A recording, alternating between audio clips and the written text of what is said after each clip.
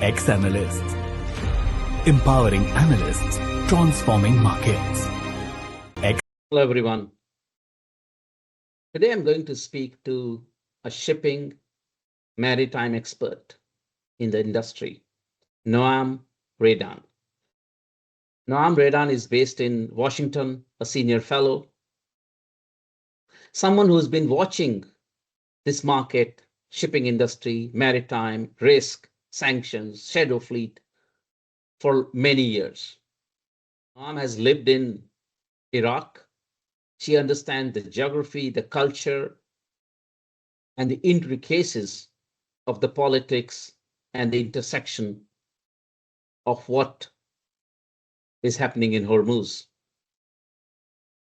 Noam has been analyzing the Houthi, the Red Sea movements with deep understanding of not just the technical side, but also the cultural aspects. And I wanted to explore today is, as an expert, staying away from the politics, can we get some answers to the question, why is it that US cannot secure Hormuz alone? Will the efforts of many countries joining, if they join hands, will it secure Hormuz flows? What other choke points probably we should be watching and worried about? I'll also be asking, how are we going to analyze this thing? What data, what methods, what approaches we should be looking at? So let's hear and dive deeper into the shipping maritime, the hydrocarbon flows with Noam Raydan. Noam, welcome to this important podcast. Look forward to talking to you more in detail. So welcome, Noam. Welcome to Exploring the Energy Markets and Hot Topics podcast, which I do with the experts in the industry. And I guess the maritime and the security shipping expertise is probably the most sought after. I'm sure you are getting a lot of questions about this industry, which you have watched for a long time. So Noam, maybe before we dive into the specifics and the details of what's happening in the Middle East, would be good to know what you're doing in your current role and how you're looking at what's happening. Hello there. First of all, thank you so much for having me on your podcast. That's a very good question about what I'm doing right now. I'm mainly focusing on what I've been writing and researching on for the past several years, which is really the connection between shipping and energy, specifically in the Middle East, which is my region. Now, I'm very much focused on the Strait of Hormuz, the disruption we're seeing in the energy and maritime domains. These are at the heart, very center of the Iran war. And I'm doing my best to try to assess the disruption in the Strait of Hormuz, the impact on regional countries, Gulf states, as well as others, Iraq, which a lot of people forget, and also global markets that rely on this region. Well, that's fascinating, and I guess it is complicated. It is tricky. So we'll dive deep a lot more on, as you rightly mentioned, a lot of people forget not one Iraq, but I guess forget a lot of things. But before we go there, now maybe tell me a little bit about your journey, about your story, and what made you so passionate about analyzing this industry. I love this question. I love ships very much. I started tracking ships, specifically US sanctioned ships, in 2017 amid sanctions on Iran's oil industry. I was working at a New York-based startup tech in shipping before it was acquired by another company. Back then, I was mainly focused on tracking ships, and then I decided to fly solo. I was in Baghdad. And I stayed there and I continued working in this field, tracking ships in the Mediterranean and other regions.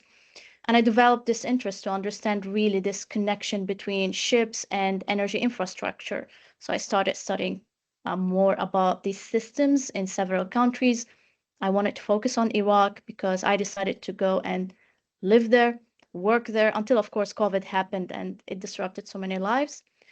I continued working as an independent researcher and analyst. I worked with several clients in the region and outside of the region.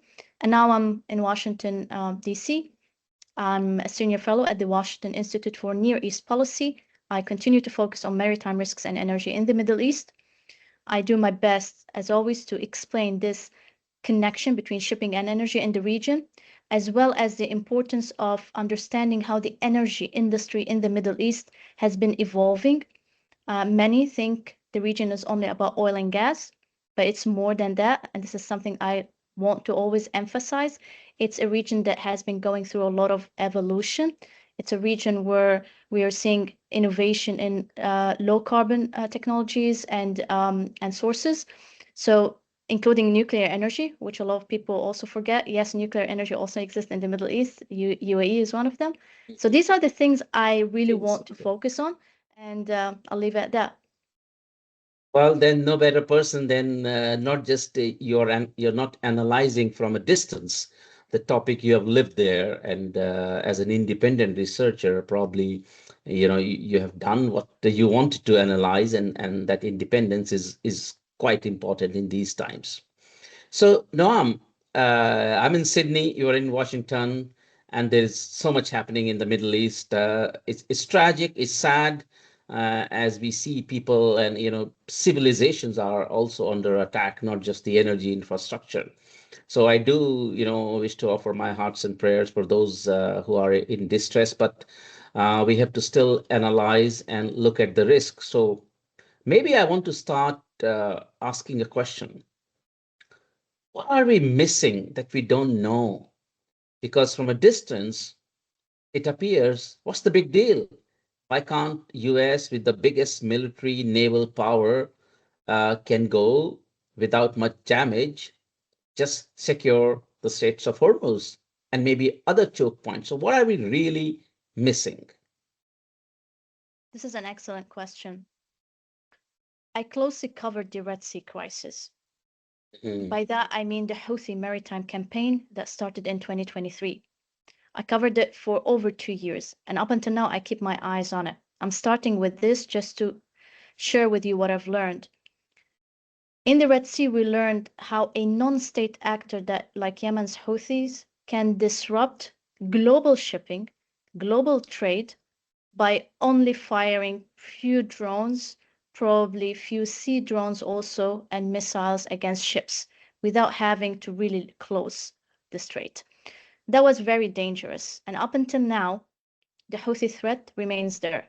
It appears dormant, but it's going to remain there as long as they exist and have military capabilities, access to global supply chains to keep themselves strong. So this is one. Now we move to the Strait of Hormuz. We have a state there, Iran, exerting leverage there to control transit, global trade. And what's worth in the Strait of Hormuz is that that strait is in the heart of a region that is very critical for global oil and gas markets, as well as other commodities. In the Red Sea, we did not see supply disruption. Disruptions. We only saw how shipping started rerouting, going around southern Africa, the Cape of Good Hope. In Hormuz, it's a completely different case. It's very complicated.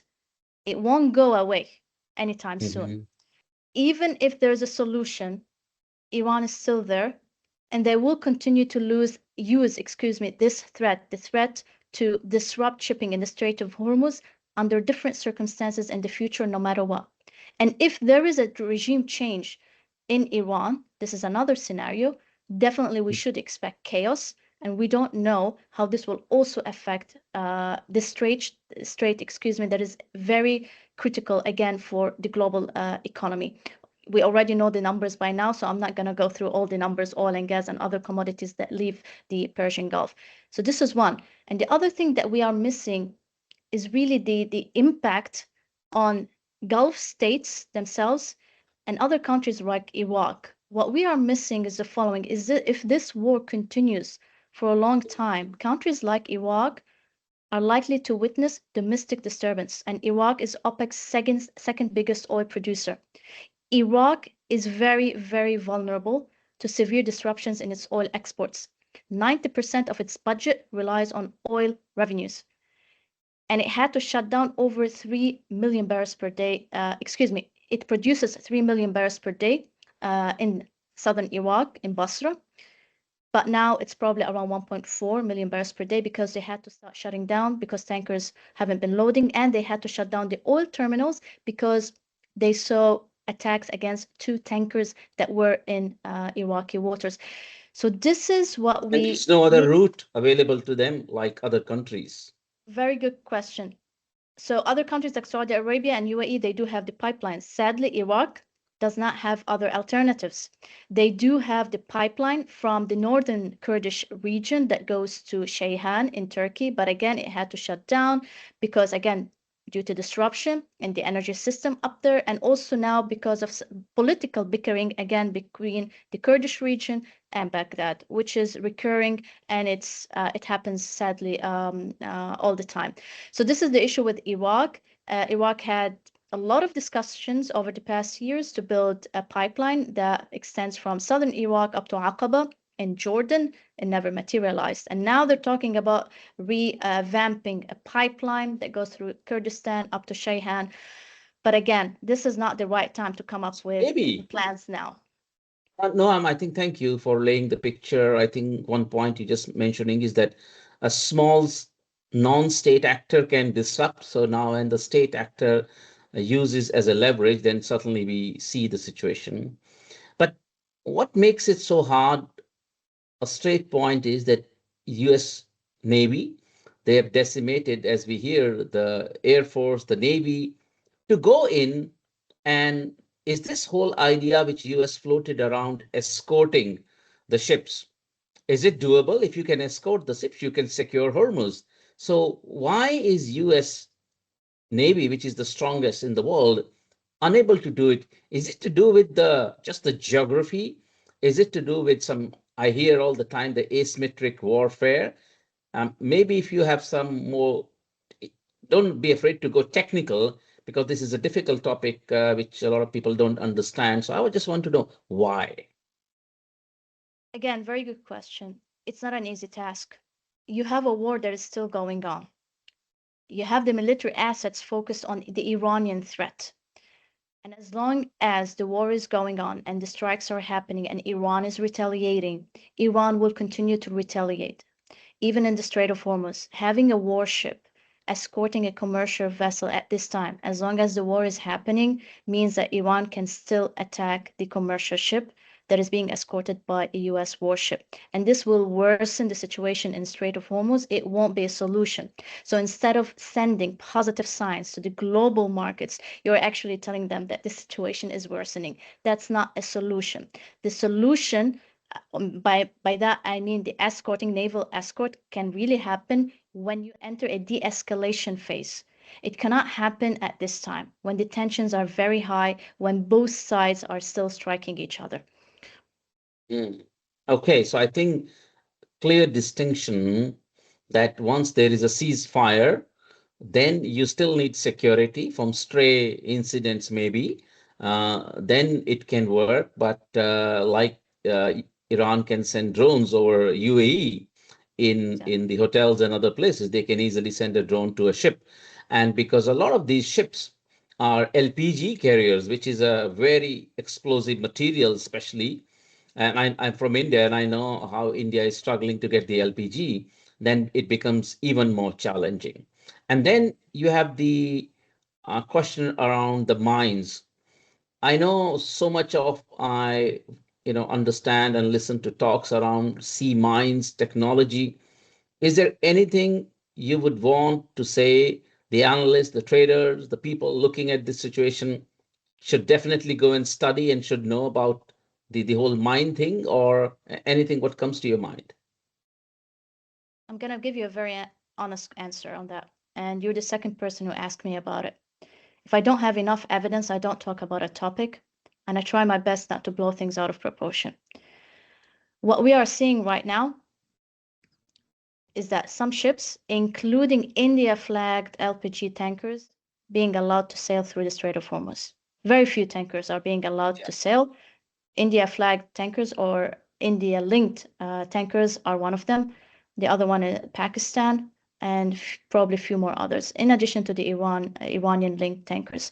When it comes to the mines, we've seen a lot of reports. I myself haven't seen enough evidence that shows us that there are mines right now in the strait. Does Iran have the capability? Yes, they do. But have they done anything? I really cannot give an answer to that. I'll be very honest. But again, we are seeing ships transiting. And I do believe that if they went to that level, meaning the Iranians decided to mine the strait, they would actually also be shooting themselves in the foot because they also need the strait in order to continue exporting their own oil. Yeah. Okay. Now I think fair enough, Noam, because this is indeed a very tricky topic. I want to shift gears because we are focused on here and now in Hormuz. What about the Red Sea again, right? There are other choke points. I mean, there is Straits of Malacca, which also is a very big and probably the highest level of flows from there. I'm sure you are not just watching the Hormuz, but you have watched other places, especially the Red Sea one. The Suez Canal is thin and narrow. So what are your concerns how this could spill over to that part of the world, and the bypass of the Hormuz may also stop working? Do you fear that? Any thoughts? Another good question. A lot of people are asking about the Houthi threat, why the Houthis aren't doing anything. And there's a question I was asked a couple of days ago, which was, when will Iran unleash more of its proxies in the regions, including the Houthis? My take is the following. If the war escalates and Iran finds itself in a corner, too much pressure on it, it might resort to the Houthi card. I would call it a card. And by that, the Houthis would exert, in that case, pressure on Bab el-Mandeb. They don't need to do much, probably. They can send few skiffs, and that alone can really rattle the shipping in that area, because the shipping industry is already familiar with the Houthi threat and what they can do. But again, the Houthis don't really need to do much. All they can do is just send a few skiffs, small boats, just to harass commercial vessels, and not much. And by doing that, they would rattle the markets. Why? Because the markets would be worried about another choke point in the region, critical to global trade, which is Bab el-Mandeb. The Houthis if the Houthis decided to resume their maritime campaign, I say resume because it never ended. They did pause it, but they are willing to resume it. But this is going to depend on several factors. If they decided to resume their maritime campaign, it's very important to remember this, that Saudi Arabia right now rerouted some of its oil flows from the Persian Gulf to the Red Sea to export it via Yanbu, which is on the Red Sea, and tankers load there and then go via Bab el-Mandeb, Gulf of Aden to Asia. If the Houthis decided to disrupt shipping in Bab el-Mandeb, this means that the flows, the crude volumes that Saudi Arabia is now able to export from the Red Sea could come under threat. So this means that you have threat to volumes, crude volumes out of the Persian Gulf, and threats to crude volumes coming out of the Red Sea going through the Bab el-Mandeb Strait. It's going to be a very tricky situation. It's going to be very dangerous. Saudi Arabia right now is still able absolutely to reroute some of its volumes, but if the Houthis decided to retaliate, you have an answer for and that go after them, yeah, they're going to put them in a very difficult situation. Sorry, if you have an answer for that, if based on what you have analyzed before, likelihood of that happening, not happening? For now, I don't see Iran needing the Houthis, because Iran alone has been able to exert enough pressure on Hormuz, and they are controlling traffic there. For now, I don't see a need for the Houthis. But this does not mean that we shouldn't, or we should rule out this possibility. This possibility, I mean, the Houthis resuming their maritime campaign in the southern Red Sea. They remain a threat, even if now they don't do anything and things calm down in the Persian Gulf.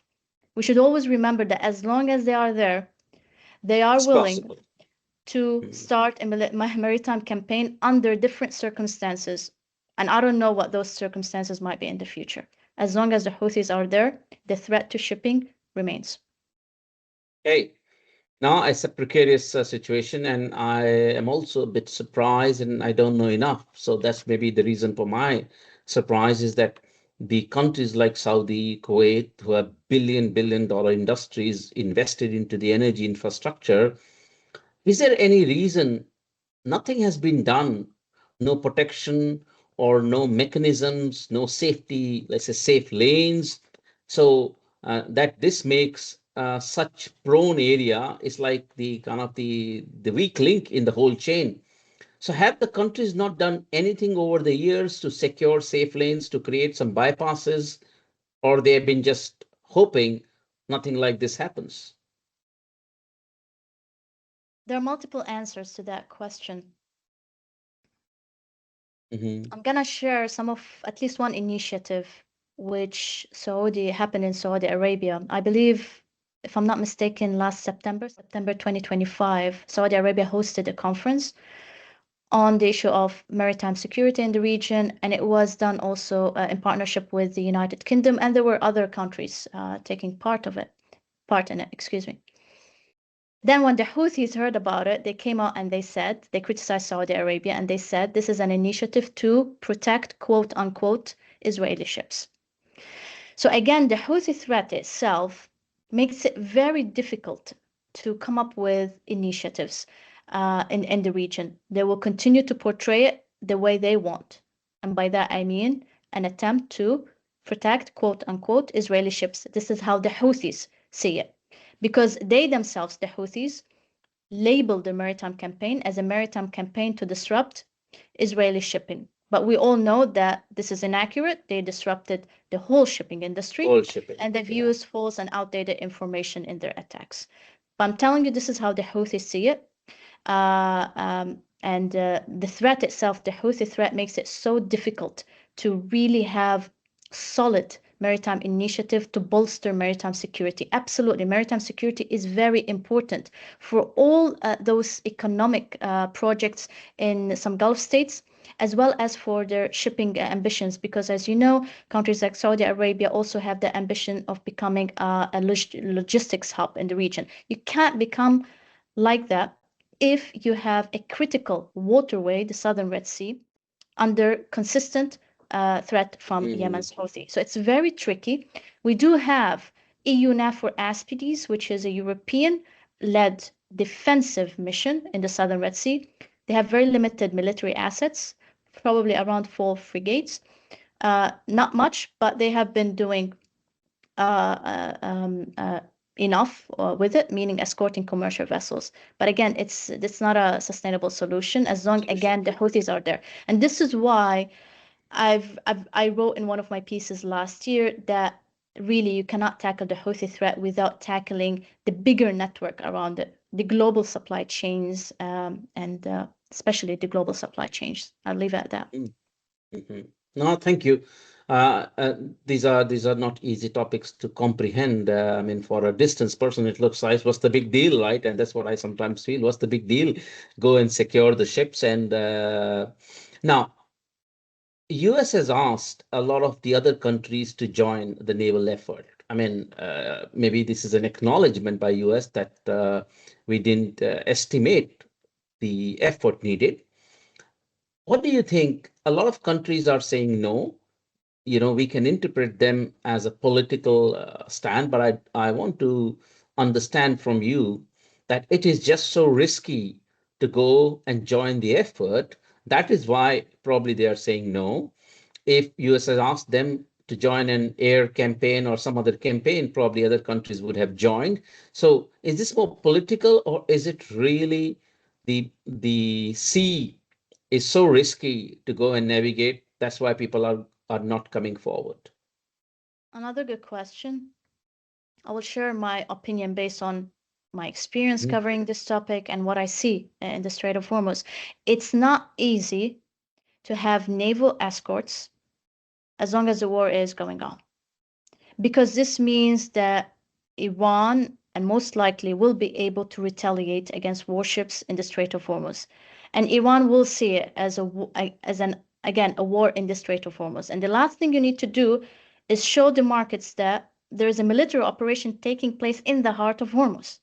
What's happening right now in the Strait of Hormuz is that, yes, a lot of ships are unable to transit. Very few are able to do so. I will get to this in a bit. But we don't see military operations taking place there between like warships and Iran. Yes, Iran did target few ships in the Strait of Hormuz, including a container ship just last week. But again, we don't see confrontation in the heart of the strait. Having warships there amid the war, and as long as the war is escalating, again, it will not send good signs to global markets that things are easing in that strait and freedom of navigation is resuming. It will most likely worsen things. This is why naval escort will most likely become better when you reach a de-escalation phase, and if this happens. But right now, also I want to add that a lot of ships might be also reluctant to sail with warships. They will, especially as long as the war is happening, probably they will, be worried more about being targeted just because they are being escorted by a Western warship. So it's and really maybe a missile misses a target.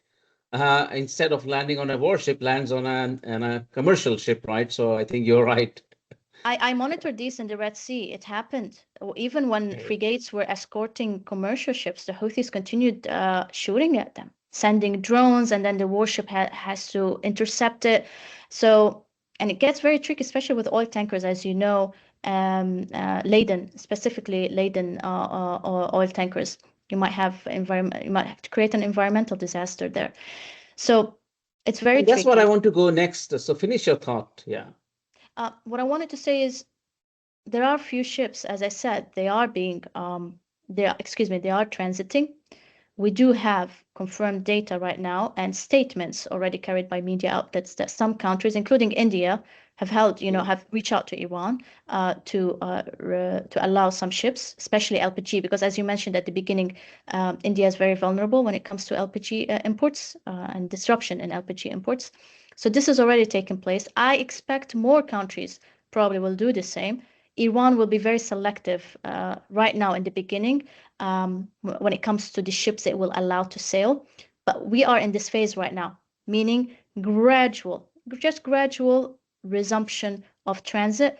But again, it's up to Iran, unfortunately. This is how they're portraying themselves.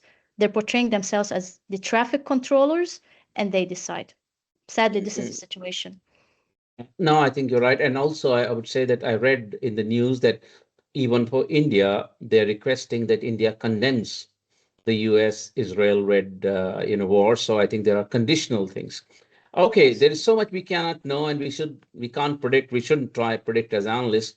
I want to ask Noam, what other things that can go wrong, which analysts are not thinking, the trading world, the market, which has to balance and react, they are not thinking about.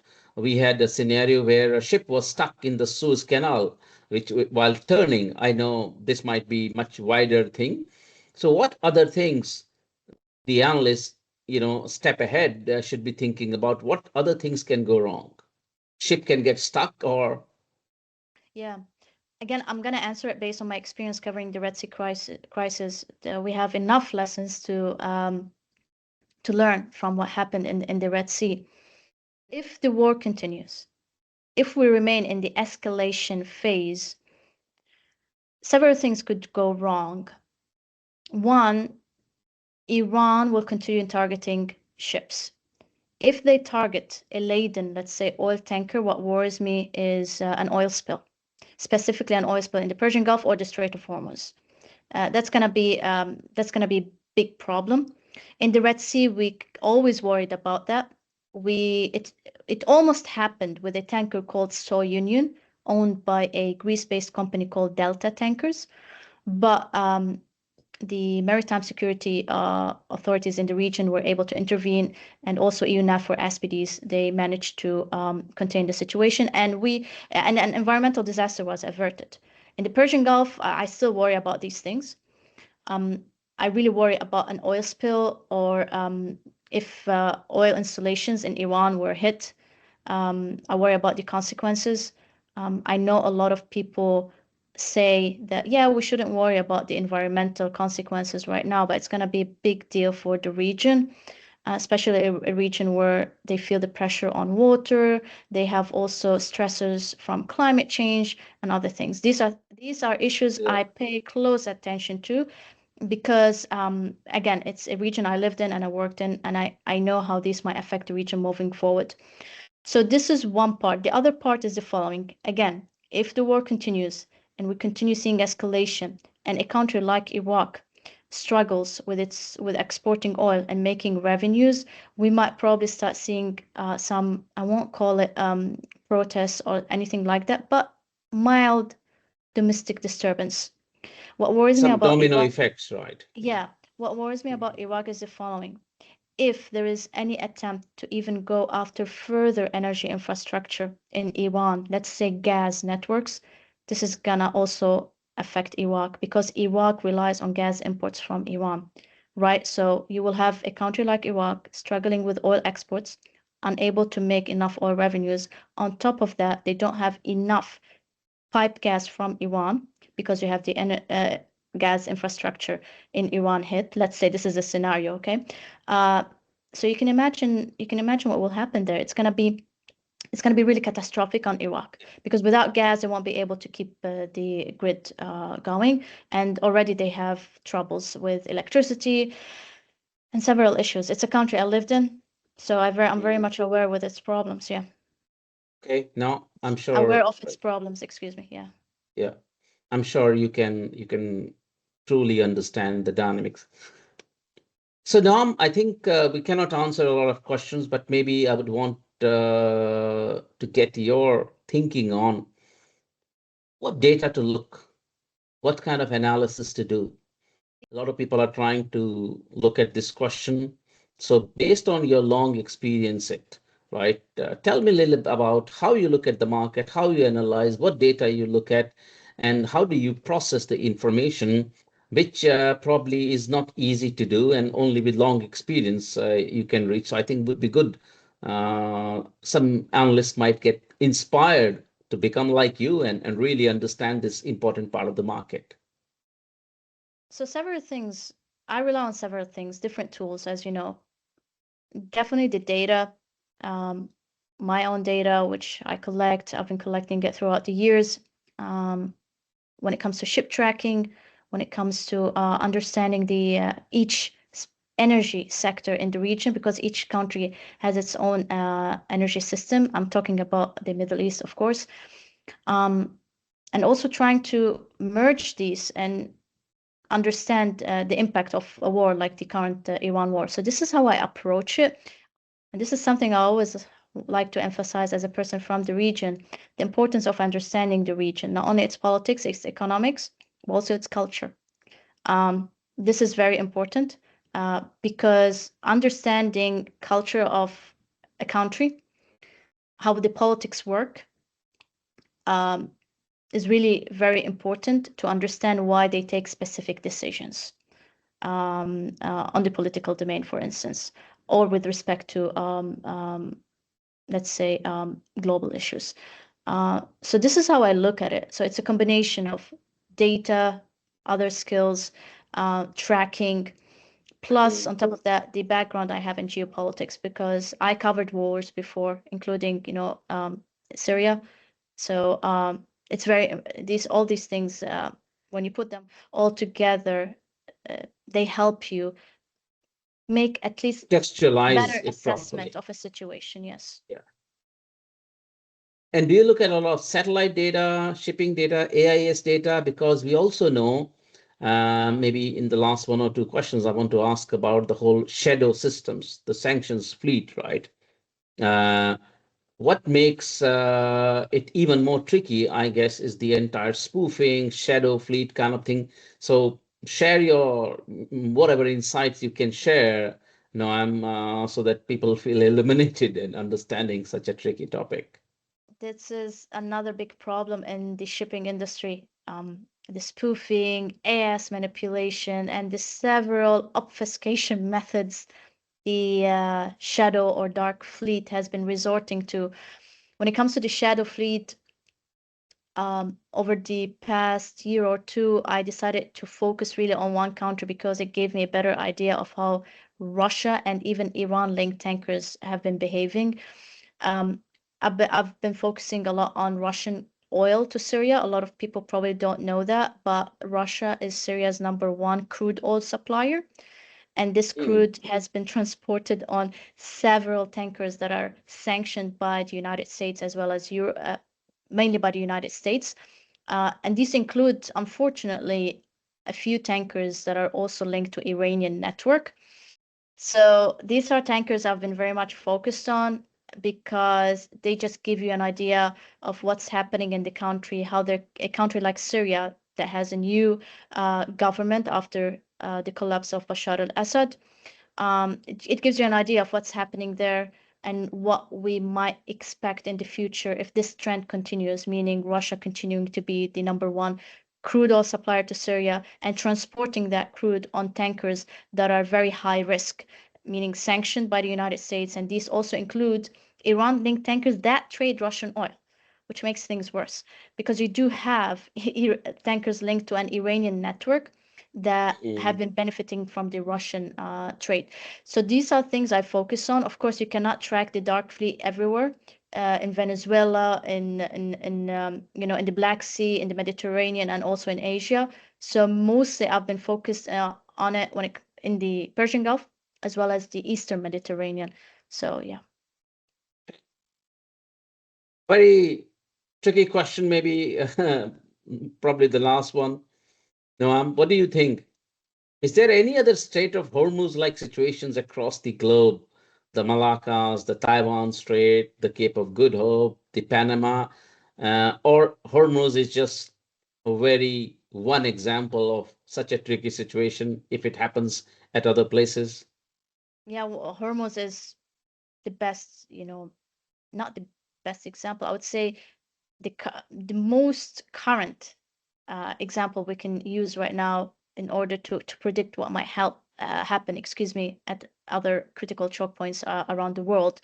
Mostly, I really focus on the Middle East, which is Bab el-Mandeb, Persian Gulf.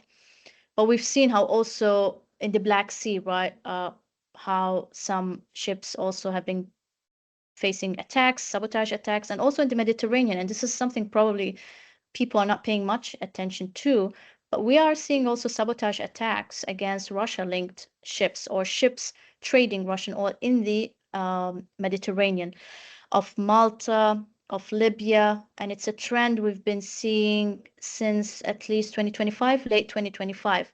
So it's not just the choke points, but also open waterways, as I said, areas close to Gibraltar, and yeah.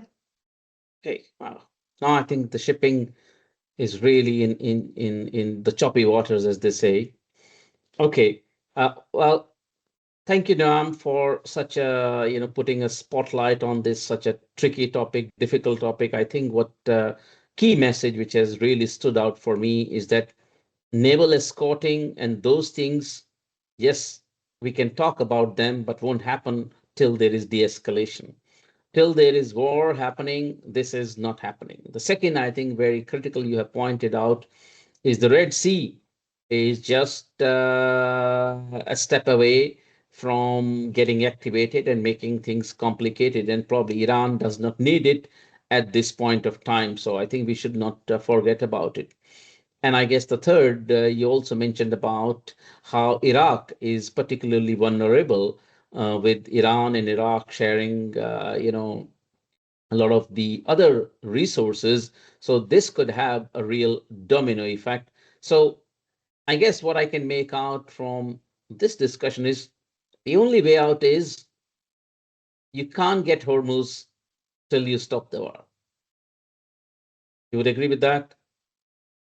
Yes, this is where we are right now. As long as the war is happening, we should expect escalation in Hormuz. Yes. Okay. Well, thank you, Noam. Thank you for your time from Washington. This was really useful. This was really education.